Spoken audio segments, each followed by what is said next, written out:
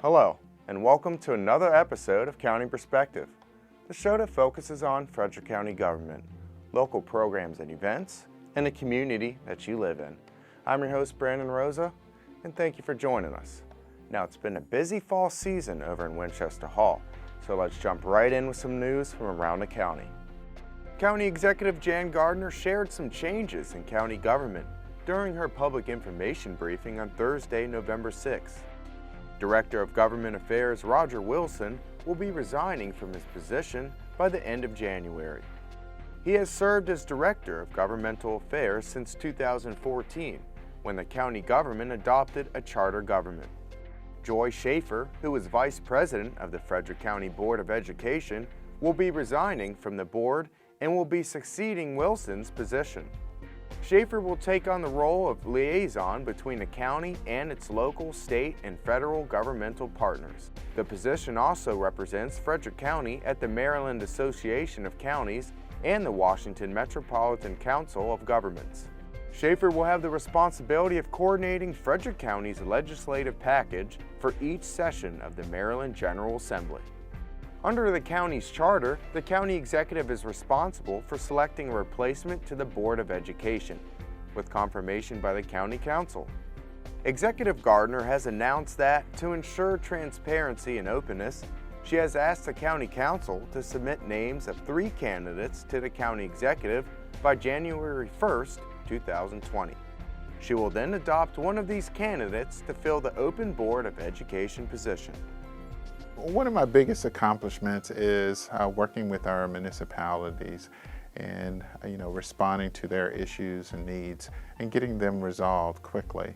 There's truly a partnership with the municipalities and the counties. I am excited about the legacy that we're leaving behind, and so we can pass the baton knowing that the next person that's going to come into this role will be prepared and hit the ground running. She's been a Board of Ed member here in Frederick County, and also she's been able to work at the state level, which is a requirement in my role as government affairs. So knowing the ins and outs in Annapolis is a good thing, and she'll bring that skill set already to the job. I'll still have my role in the City of Frederick as an elected official, a member of the Board of Aldermen, but I'll be around town, and I'm always working in the community. You'll see me on the streets of Frederick.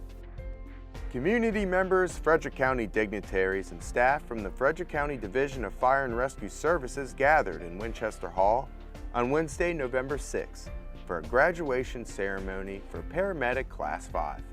10 men and women who originally started as emergency medical technicians graduated with a more advanced paramedic certification. These new paramedics spent an entire year studying and training to be the very best paramedic Frederick County Division of Fire and Rescue Services can offer. The students were tasked to learn challenging material in anatomy, physiology, legal and ethical issues, medical math, and more. Students logged more than a total of 1,500 hours in the classroom, clinical time at hospitals, and in field internships with medic units. Before they were able to graduate from the program, students had to pass 6 different examinations, a final examination, and a national certification exam. These men and women will be serving fire stations around Frederick County. Congratulations, Paramedic Class 5. Friday, November 15th. Marked the annual National Day of Recognition for Recycling, better known as America Recycles Day. Frederick County's Department of Solid Waste Management wants to thank all Frederick County recyclers for their ongoing recycling contributions. America Recycles Day raises awareness on the importance of recycling nationwide. Frederick County adopted a Recycle Right program to help people know what can and cannot be recycled. As a result, fewer non-recyclables are being put in the blue bins for collection. Takeout food containers, scrap metal, and plastic bags are examples of contamination. When these items get in the collection truck, the entire load becomes contaminated. That's why it's so important to recycle right. To make sure you are Recycling Right program, visit frederickcountymd.gov/recycle. according to the Department of Solid Waste Management. So far in 2019, residents have sent more than 32 million pounds of material to Frederick County's recycling program. Do you like to cook delicious meals and snacks in your own home? Well, the Frederick County Senior Services Division has teamed up with FCG-TV to create a cooking show that shares recipes that are both nutritious and delicious. Here's a look at how you can create your very own super shakes. Hi, thanks for joining me. As you know, being a caregiver is a real challenge, and making sure your loved one eats well is very, very important. I've recently been using this recipe a lot because the person I care for needs to get good protein, good servings of fruits and vegetables and fiber in his diet, and this is an easy way for that to happen. Super shakes start with 2 servings of fruit. I like to use a banana in the bottom there because it is a good source of potassium and it provides a creamy texture. We're not going to put the skin in, of course. We're just going to drop that banana down in the blender. If it's a little firm like this one, we might cut it up a little bit just to get it down in there. To that, we're going to add 1 container of yogurt. When I'm selecting yogurt, I look for yogurt that has active live cultures because that adds to gut health and it helps keep the digestive tract working and smoothly. We add that next. Then we're going to add a fruit of your choice. I like using frozen fruit because it helps keep it cold and creamy, but you can use individual servings of shelf-stable fruit. You could use canned fruit. You can use, I have these little packets of applesauce that can be added into it.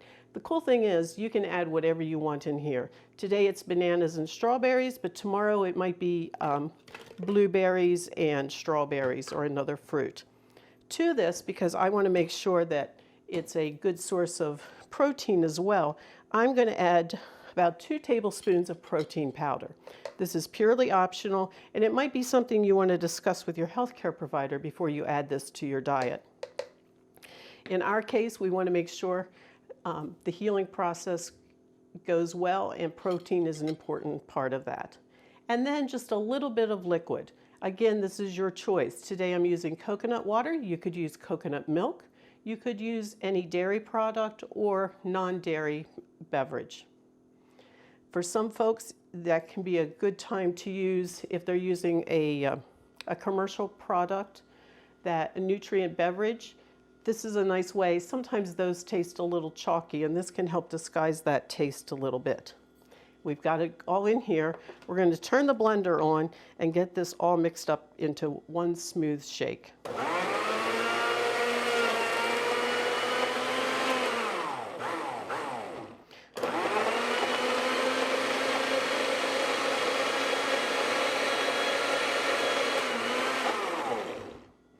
Sometimes it helps to just stop and push your ingredients down into there. Those frozen strawberries are a little tough today to blend up, but that icy taste is going to help make this taste more like a real shake. There we go.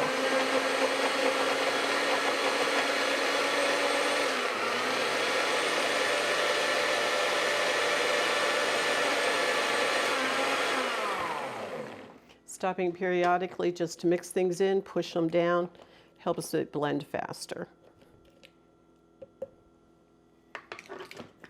And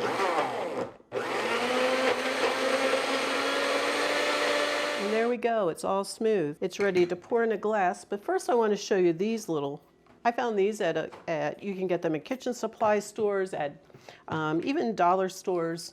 These are forms to make your own little popsicles. This can be a great treat. You know, it gives a different texture.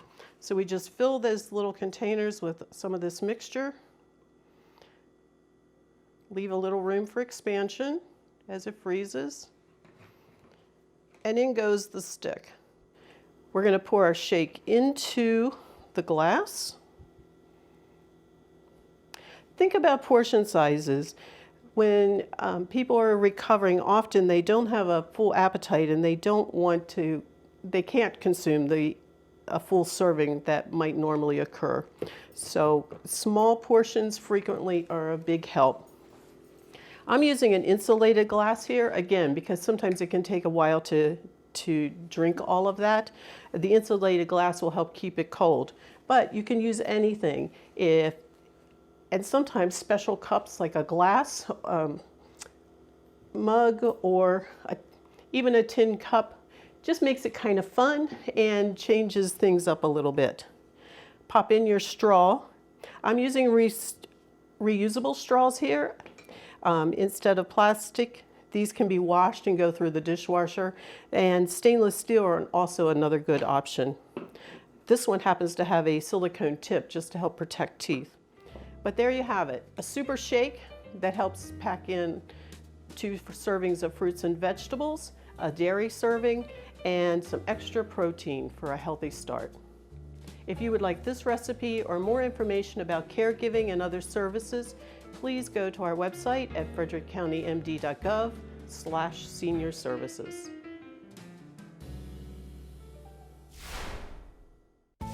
Be sure to stick around. We have plenty more coming up on County Perspective.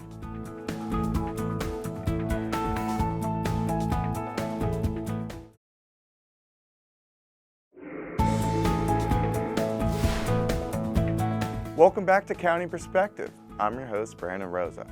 Now in a bit, we'll learn what and where the county's first pedestrian hybrid beacon is. But first, let's find out who this episode's featured pet is.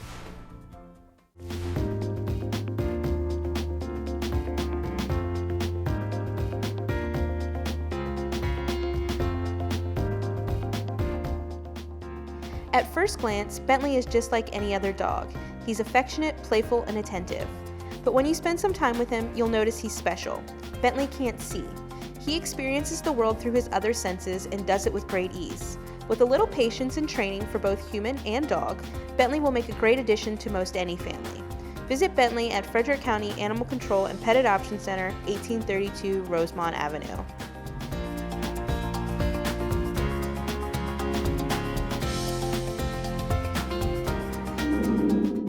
Do you know what a pedestrian hybrid beacon is? We'll take a look at this because the county's Division of Public Works has just installed their first system on Eagle Head Drive. I'm Thomas Washington. I'm a project manager for the engineering and construction management with DPW of Frederick County. We're here at the new pedestrian hybrid beacon on Eagle Head Drive and Hopewell Street near Oakdale High School.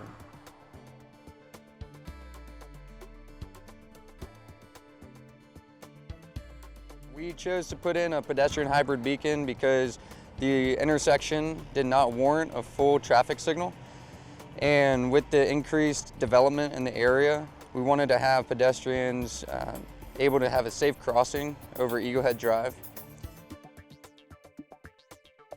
So what's different in this intersection is that the beacon remains dark for motorists until it's activated by a pedestrian.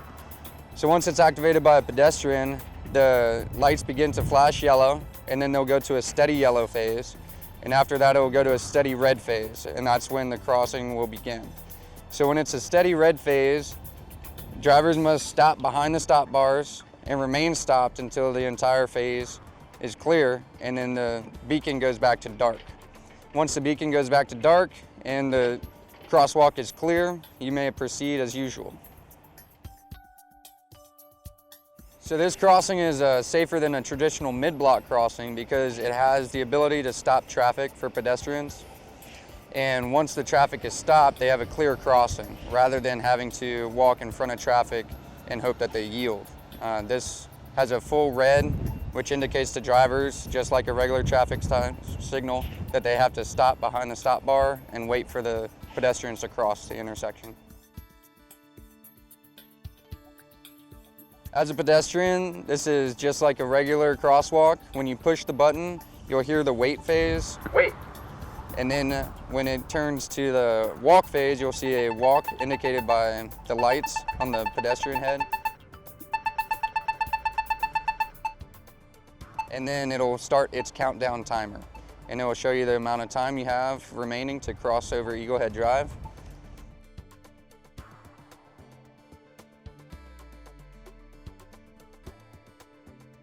So we hope that this beacon will increase the walkability and the safety of walking in the region and also in this town center as it continues to expand. And it'll help increase the safety for the community and for the families as well as the students in the area.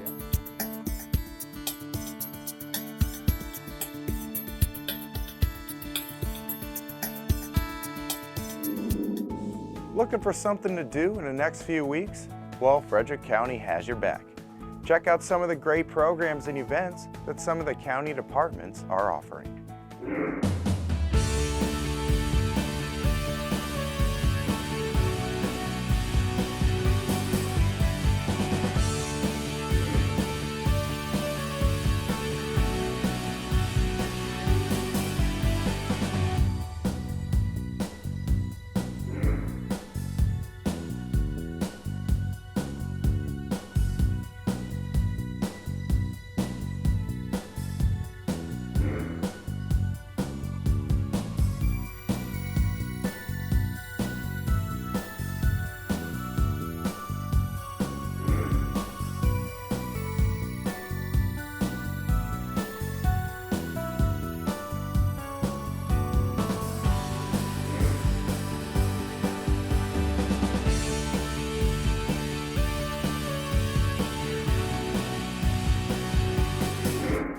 To find more events and programs, or for more information, log on to the county's webpage, frederickcountymd.gov.